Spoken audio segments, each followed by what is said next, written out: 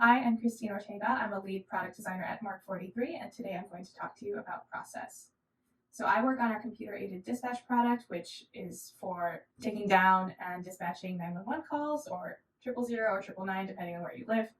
And I've been at the company for over 5 years, so I've seen us go from basically no process to a fully fleshed out process that we use today. One thing I love about our process is we have support from our different levels of design leadership, as well as buy-in from our cross-functional stakeholders in product and engineering. So let's get into it. At a high level, we use a double diamond approach, first focusing on problem identification and then solutioning. And one thing I love about our process is it is really fully fleshed out and defined, but we're always doing retros to make sure that, hey, is this process still serving us? Do we need to make tweaks? And I love that it's iterative and that we solicit feedback from everyone on the team. Another thing about our process at a high level is that we love documentation. Every designer writes design briefs for their different projects, documenting the research they did, the findings, the different options they considered, and what they learned, as well as setting metrics and collecting data. So first we start with problem identification and take a look at the problem from a really high level and make sure that we understand the overall market. So this includes doing competitor analysis, as well as looking at compliance, because we do work in the government space and the laws are constantly changing and the needs of our products and customers are constantly changing as well. Then we'll move on to customer empathy, which is my favorite. So this involves doing interviews, writing personas, and doing field research. So thankfully at my time here, I've been able to do many ride-alongs in both police cars and fire trucks, also exploring different police stations and doing sit-alongs with 911 call takers or dispatchers, listening to calls as they come in, listening to them speak over the radio, and watching them use our products in real time, which is super cool.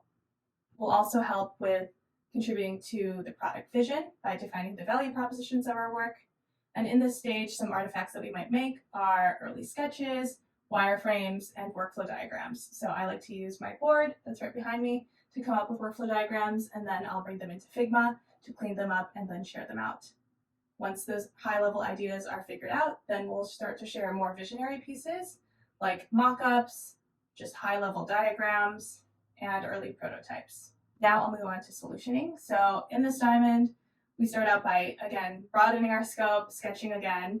And one thing I like to do, because our projects can be quite complicated and nitty-gritty, so to get out of my head sometimes, I'll invite the entire design team to a workshopping session and prepare different sticker UI sheets for them to tackle the problem. So I love this because, one, it's fun to kind of see new people take a different approach to the problem that you've been stuck on, but two, it educates other designers on your product if they're not familiar with it and can help get you out of your head. Once you have a direction, then we'll move on to create different prototypes and test those with users. We'll keep iterating, getting feedback from the design team as well as our product and engineering counterparts. Finally, we'll finalize our solution, making sure to cover all the different edge cases, making sure that we're using the right components from our design system, and that things are good from an accessibility standpoint, whether that be color accessibility, keyboard usability, or something else. Finally, we'll do usability tests with our users.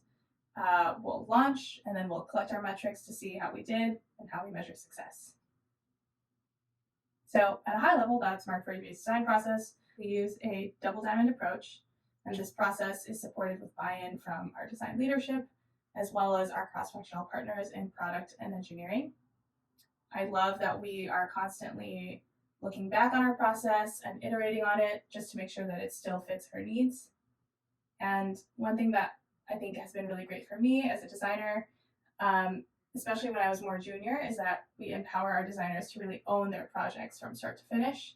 So this gives them the opportunity to practice the whole process, work on it themselves, and build those skills. So I started out here as an intern, and now I'm a lead designer, and it's been really awesome to grow in that way because of the process. So that's the design process. In the next video, I'll be talking about collaboration with other teams.